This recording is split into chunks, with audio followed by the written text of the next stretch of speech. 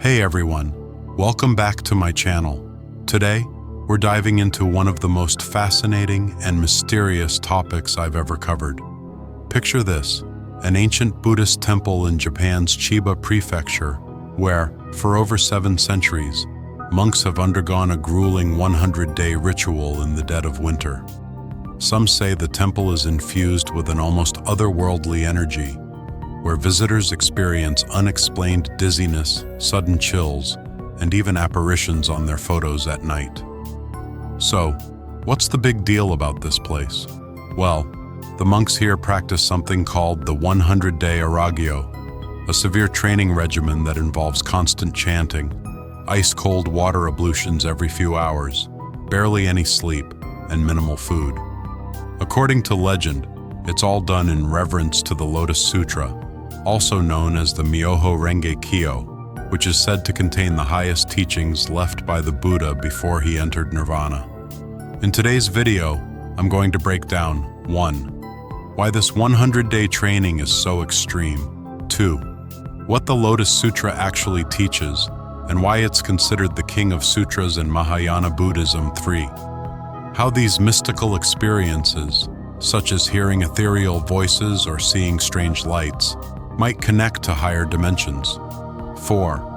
Why the Buddha's final message hints that every single one of us has the potential to attain enlightenment.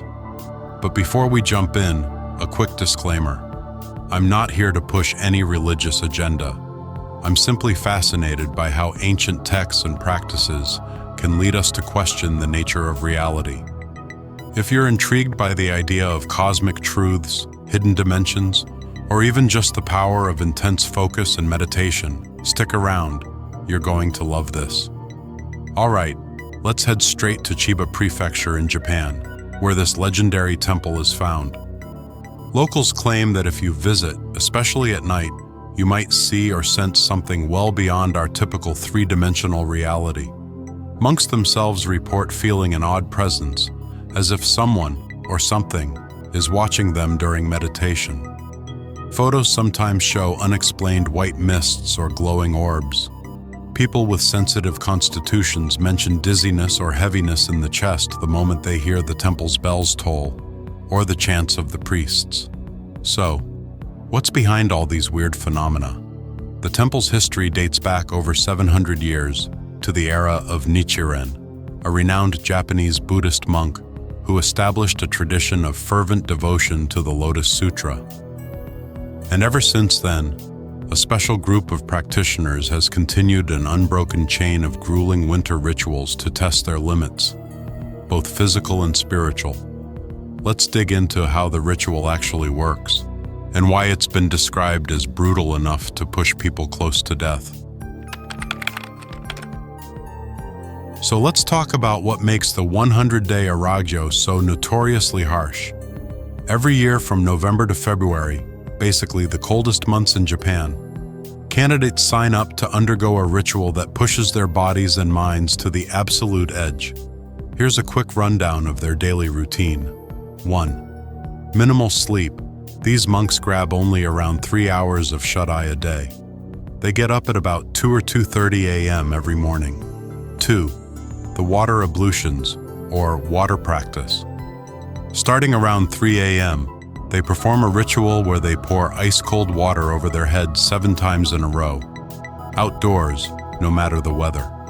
They repeat this water ritual every 3 hours, all day until almost midnight, racking up nearly 49 douses in a single day. To top it off, they focus the water on the back of their neck, the medulla area, sending a near-freezing jolt straight to their brainstem. Many say it can lead to hallucinations or out-of-body experiences because the body is pushed to such extremes. 3. Intense chanting. When they're not pouring ice water on themselves, they spend up to 20 hours a day reciting the Lotus Sutra, the text that's believed to contain the Buddha's ultimate teaching about how everyone can achieve enlightenment. The idea is to keep their minds sharp and unwaveringly focused on the Buddha's words, leaving little room for fear or doubt. 4th, scarce food. They're allowed 2 small meals a day, typically a modest portion of rice gruel, something like 150 grams of rice, maybe some natto or vegetables, and that's pretty much it. It's designed to keep them on the brink of hunger, right at that threshold where they can still function, but only barely. Now, why would anyone subject themselves to these medieval-sounding conditions? In Japan, there's a belief that enduring such relentless hardship can trigger spiritual breakthroughs. It's reminiscent of the stories we hear about near-death experiences, except these monks are deliberately courting that precipice of mortality to awaken deeper insight. Some claim they've heard ethereal voices or felt a cosmic presence watching over them during water practice. Others describe waves of serenity or a sudden, profound clarity washing over them. It's not just fringe believers who go through with it. Business executives and high-ranking professionals have been known to take on the 100-day Aragyo in hopes of forging unshakable discipline, or maybe even supernatural luck in their careers. In Japanese society, completing this training can earn you huge respect. Folks apparently bow a full 180 degrees to them in reverence. Think of it like finishing a triathlon multiplied by 1,000. The temple's official stance is that this practice mirrors the trials that the founder, Nichiren, and other devout practitioners faced centuries ago. They draw direct inspiration from passages in the Lotus Sutra, a text said to be the final word from the historical Buddha, Shakyamuni, where he lays out the path for all beings to attain Buddhahood. Up next, we'll explore what the Lotus Sutra actually teaches, especially its mind-blowing ideas about multi-dimensional worlds and the possibility that beings from other realms have visited Earth. If that sounds like the stuff of sci-fi, buckle up, because this ancient scripture goes way beyond typical religious lore. Let's dive into the Lotus Sutra itself, arguably one of the most revered scriptures in Mahayana Buddhism. It's often referred to as the King of Sutras because, according to tradition, it was the Buddha's final and most profound teaching before entering Nirvana. In this text, the Buddha lays out a cosmic, almost sci-fi vision of reality. He suggests that all beings can reach enlightenment, and he describes events involving multidimensional realms, or world systems, where advanced spiritual beings come to visit him on Earth. Key teachings of the Lotus Sutra. 1. Universal Buddhahood.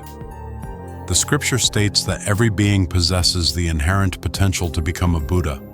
That's huge. It means enlightenment isn't reserved for monks or saints.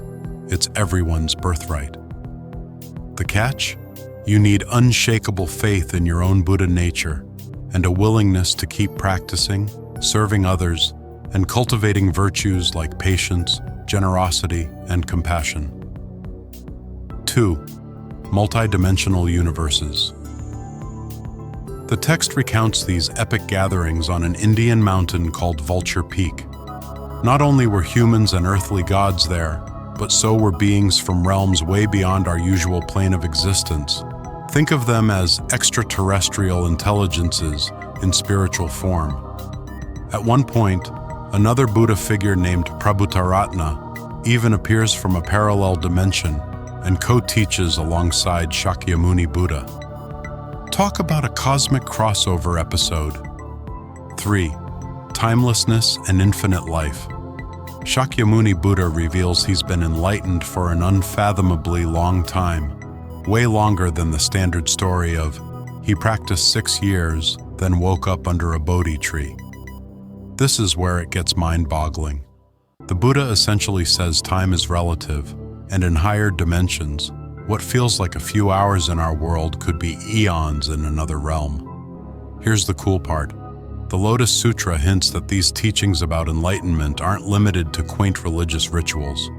They're actually describing a universe filled with different layers of reality, similar to what some modern physicists speculate about higher dimensions or multiverses. It's as though the sutra is nudging us to consider that spiritual wisdom might just be the key to unlocking deeper layers of cosmic truth. So, How does any of this tie back to the 100-day Aragyo? The monks at that temple in Chiba are basically using the Lotus Sutra as their beacon. They subject themselves to extreme physical trials, hoping to crack open a door to insights that are normally out of reach in everyday life. By constantly chanting the Lotus Sutra, they believe they're aligning themselves with a frequency of higher knowledge. And maybe, in that razor-thin space between sheer exhaustion and unwavering focus, they catch a glimpse of these multi-dimensional realities. If you're still on the fence about all this, don't worry. You don't have to believe in interdimensional Buddhas to see the power behind devoted practice. The real magic might just be in the discipline and intensity of their focus. After all, modern neuroscience tells us that deep meditative states can radically alter brain function, dissolving our habitual patterns and even rebooting our sense of self. Whether we call that enlightenment or just an extreme mind hack, there's definitely something transformative about sustained concentration and self-transcendence. Up next, we'll unravel how Shakyamuni Buddha's own words in the Lotus Sutra predicted his passing, why it wasn't just a random death, and how everything was planned to guide future generations toward what he called the universal path to Buddhahood. Let's fast forward to the final scene of the Buddha's life, as described in the Lotus Sutra and other texts like the Nirvana Sutra. Contrary to popular anecdotes about him passing away from eating bad pork, the scriptures suggest that Shakyamuni Buddha was fully aware of his final departure long before it happened. In fact, he predicted the exact timing of his own parinirvana, final nirvana. The takeaway? His life story on Earth was carefully orchestrated to demonstrate that what he taught, especially in the Lotus Sutra, wasn't just theoretical. It was the real deal, culminating in his conscious choice to leave the earthly realm when his mission was complete. What does that mean for us today? Well, if the Lotus Sutra is right, every person, no matter their background, holds the seeds of Buddhahood. In modern terms, it's like saying we each have a built-in capacity for limitless compassion, wisdom, and a perspective that goes beyond our usual time-bound thinking. Sure, most of us aren't heading off to a 100-day winter boot camp to find that truth. But maybe we can borrow just a pinch of the discipline these monks show. After all, the ways we train our minds, whether through daily meditation, mindfulness, or even a dedicated hobby, can unlock new levels of mental clarity and resilience. Still, let's be real. Not every temple or monk preaching Buddhism, or any faith, is automatically trustworthy. If anyone ever tells you to sell your house and donate all your money to reach enlightenment, that's a red flag. Seriously, call the authorities if you sense a scam. Genuine teachings in Buddhism emphasize ethical behavior and compassion for others, not handing over your life savings. So, here's the big punchline. The heart of the Lotus Sutra's message is about realizing we're more than our day-to-day worries and limitations. According to the text, once we deeply recognize that our past, present, and future are interconnected, and that the potential for full awakening already exists within us, we start living with more courage, more kindness, and a sense of spiritual freedom. You don't have to become a monk, shave your head, or starve yourself. Just start with small steps. Maybe read a bit of the Lotus Sutra, or even a simple meditation practice. Over time, you might find that taste of higher dimensional awareness the scriptures hint at. If you enjoyed this deep dive, go ahead and hit that like button and consider subscribing. Leave a comment telling me if you'd ever do a 100-day water ablution challenge, or if just hearing about it already gave you goosebumps. That's all for now, folks. Thanks for watching. Stay curious, stay open-hearted, and as always, keep exploring the uncharted. I'll catch you in the next video.